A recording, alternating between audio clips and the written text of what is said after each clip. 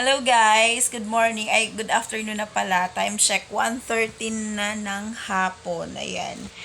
Kakagising ko lang kasi umuwi ako kagabi almost ayun, 2:30 AM ako nag-out sa work kasi nagsalubong kami sa 5-5 sale. So, kailangan namin pumasok from 9 p.m. to 2:30 a.m. Ayun, nakauwi ako 2:30 a.m. Siyempre, pagdating ko sa bahay, kasi kaso pa ako, ayun, bago matulog.